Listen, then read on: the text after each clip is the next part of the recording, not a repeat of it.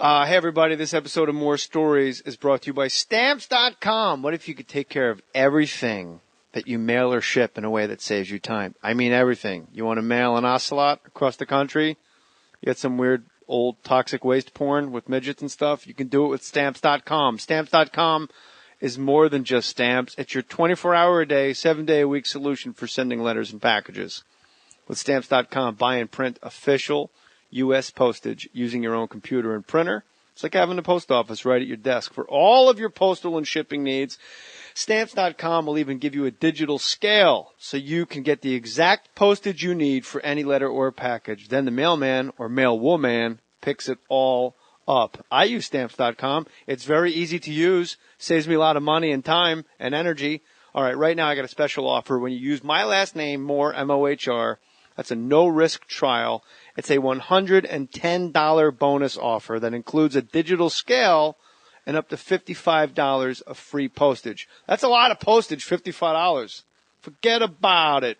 Just takes a minute to get started. So go to Stamps.com before you do anything else. Click on the microphone at the top of the homepage. Type in Mohr, M-O-H-R. That's Stamps.com. Enter Mohr, M-O-H-R. They're one of the very first sponsors of the podcast. So go in there, type the code in, and hook it up. Help us out. Now, let's get rolling. Put your name on it. Just put your name on it. That's all I say. Be a man or a woman. Put your name on it. Well, I'd like to hear about it, potheads. How the fuck you gonna know how to be great if you don't study greatness? Look at the game tape. Donuts. Oh, yeah. Hey, you're not a bad-looking man, Mr. Gals. But you are, Blanche. You are in that chair. There's something wrong with us. Something very, very wrong with us. Oh, hey, buddy. Oh, yeah.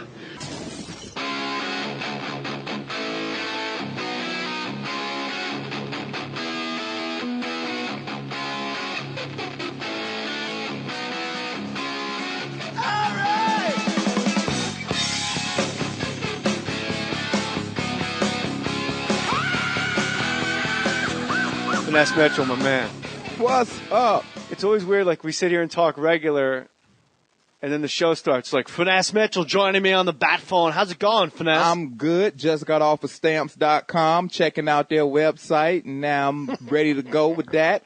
Send some stuff through Stamps.com, and now I'm chilling with my favorite SNL alumni, Mr. J. Mohr. How are you, sir? I'm good, Finesse. I always call you Lord Finesse. Wasn't there a rapper, Lord Finesse? Brooklyn guy? I promise you, I was telling my lady today, we was listening to something on TV. You know how the music channel be on TV? Yeah. You know, I forgot hip-hop something, and Lord Finesse was banging out a classic, and I said, babe, everybody calls me Lord Finesse back in the day. That's what I called you. Yeah. Right when we started emailing, I think I responded and said Lord Finesse. But he didn't have any, like, I think he had a couple hits. He was a guest judge on MTV's Lip Service, that lip sync show I hosted back in the day. Back in the day. But he never, like, popped. He was never like popped. I heard he tried to sue somebody for a lot of money for using part of his beat on one of his songs or whatever, and everybody was giving him a hard time on Twitter, like, come on, Lord. Really? You gonna sue Nas over blah, blah, blah? So yeah. It was something weird. He's living in, like, 146 in Lexington, like, you're goddamn right. Yeah. Don't you listen to Robin Harris? You're goddamn right I'm gonna change. Goddamn right. I need a check. God damn. It's hard being Lord Finesse. They just call him Finney right now because he ain't got any. He ain't got nothing. So you got to go after somebody sometimes. What do you think it is? Like, you're now the official hip-hop aficionado because you're the only black person that's been in my garage in 6 years. What? I was looking around your garage, and I said, you know what, babe, ain't no black people been in this garage in about 5-6 years. That's exactly what I said.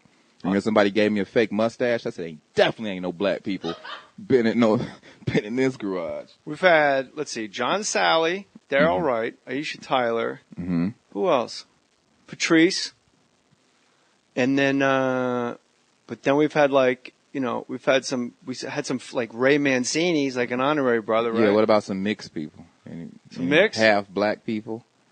I don't know if we had any half. Any white people with kinky Ralphie hair? May's got some black in his You know woodpile. what? You ain't going to get blacker than Ralphie May for a white person. He ate everything but the oink. Ralphie May is blacker than I am, so, He's a good man. He's a good dude, He's man. on the network. But he started a whole network, Finesse. As far as hip-hop and as far as what, that's my dude. I see Ralphie May. You know, I live. Hey, player. I got a place. I got a place in South Florida, across, not far from the Hard Rock Improv. Oh my gosh, So, that place is fun as hell. In Hollywood, Florida? It's the best, probably one of the best comedy clubs after spots. It's up Like there. as soon as you finish your show, you're trying to figure out something to do. If you can't get it in there, then you just dead. You have no pulse. Hollywood, You're a Florida. Mormon. What up, Mitt Romney? What's up? What's up, Mormons? What's up, Jeremy Guthrie? We had, when I was down in Hollywood, Florida at that improv, I couldn't believe how drunk the state of Florida is. Like, tip to stern, that whole place.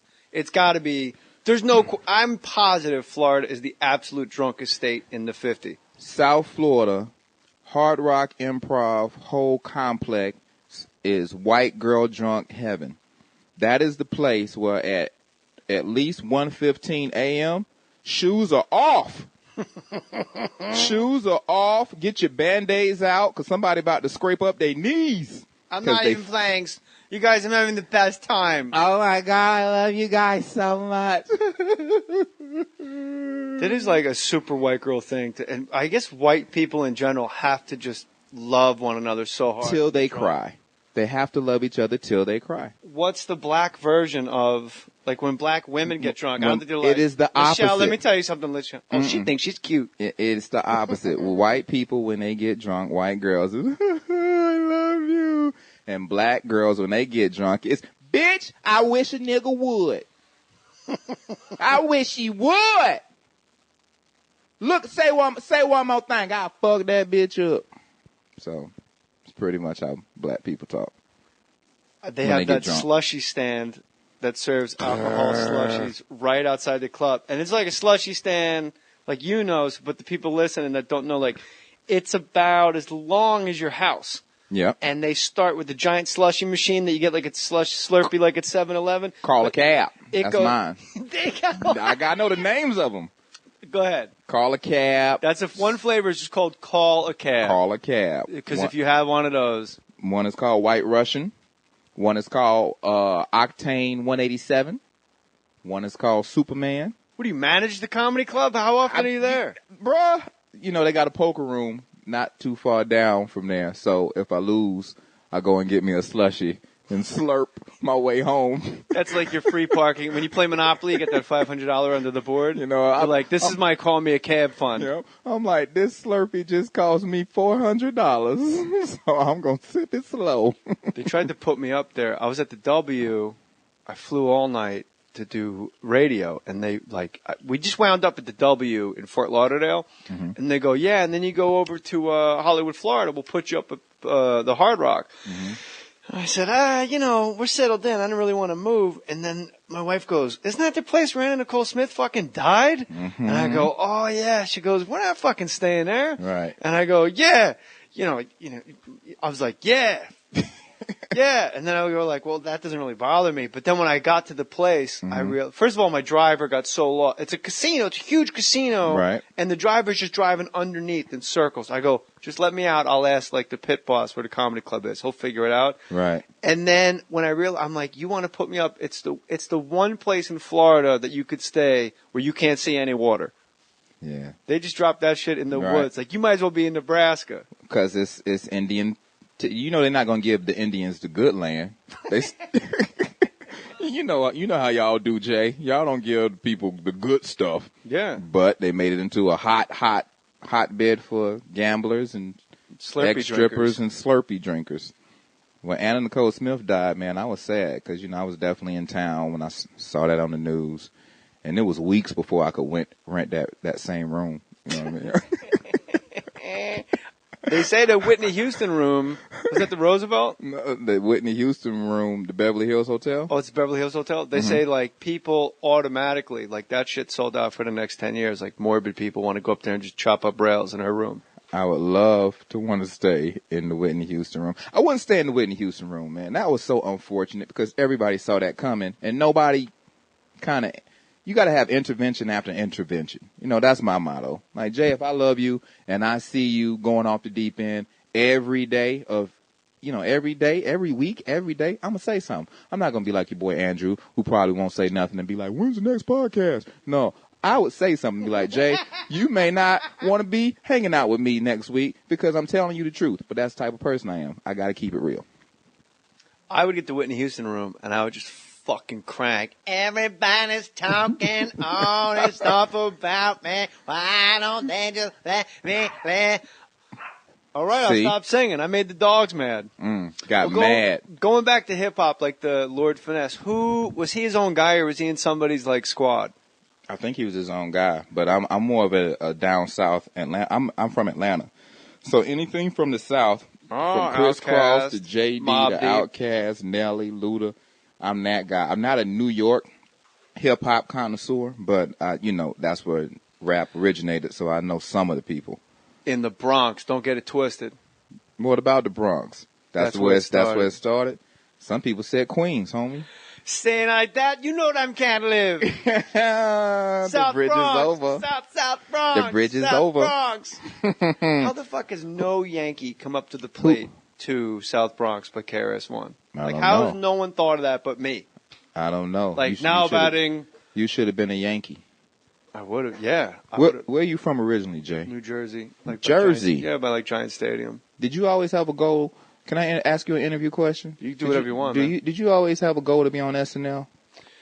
No, but only because it was like having a goal to walk on the moon. Mm-hmm. Like, it was so not even in the realm of possibility. But then, and I didn't take my audition. Once the audition part came, like Barry Katz said, we're having SNL auditions at the Comedy Club. Mm-hmm. Then all of a sudden it got real. Then all of a sudden I'm in the lunar module being lowered on, like, and then you're like, I hope this shit lands. So I didn't grow. I always loved the show, but I never thought one day I'm going to be on that show. I always thought one day I'm going to like get an Oscar.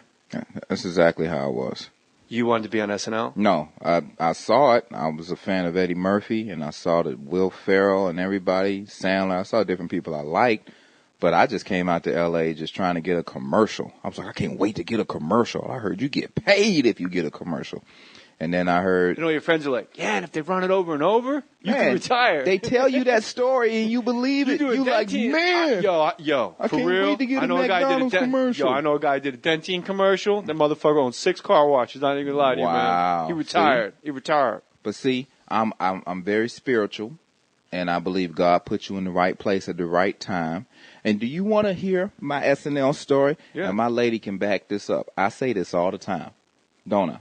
I say, I was walking past the Laugh Factory, and I heard Jay Mohr tell Dane Cook that Tracy Morgan was leaving SNL, and they was looking for the new black guy. And I didn't know either one of y'all, but I just kind of like, I'm black. And I heard that info, and I sent my tape in. And I tell that exact story on stage. Really? Yes. Now, what if I just had man, keep my name out of your mouth, first of all. Don't bring me around show to show. Absolutely. Babe, don't I say that? I say it exactly like that. And it's good. That's one of the times it was good that I have such a loud mouth. 2000. No, 2000 and... You were at Gaucho Grill across the street, and I talked so loud, you heard me saying that. I got into a fight with my lady. I got kicked out of the house. I'm driving around. I end up at the Laugh Factory. I see 2 legendary comics talking shit. And you know Tracy Morgan is leaving us now. So all the black comics, we know each other. I left on my own accord. I called Kevin Hart. Kevin Hart called D-Ray. D-Ray called Tony Rock. Tony Rock called Chris Rock. Chris Rock called Tracy. He called us all back on 3-way. And he was like, hey, who is this? And I was like, yo, this Finesse. And he was like, you know how Tracy talking cold. I was like, you leaving the show? He was like, you can never be Papa Bear. You can only be Baby Bear.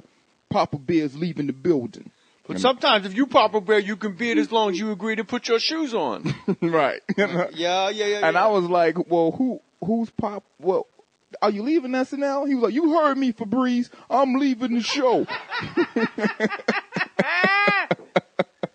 So I sent him my tape. Next thing I know, I was down to the group of 16. Then I was down to the group of 8. Then I was down to the group. How many brothers were in the group? It was everybody was black, dude. It was everybody like a black group. It was Tarzan 3. Everybody black who did comedy wanted that SNL job. Angawa. Yeah, hey, he was there. Name another one. Everybody was there, and Finesse got the job. Why? Finesse and Kenan Thompson. I'm going to go back to that, but I want to know, why do you think it's so hard for SNL to cast black guys? Well, why? There's only one at a time, and it's always, there's like Eddie was the greatest of all time. Dick Ebersol. I mean, you think it really is that far up top? You need one for sketches. And then when you do get one, you have two, like Kenan and Finesse on at the same time, and you guys are dressed up like fucking women, like it's a Monty Python sketch. And I'm going,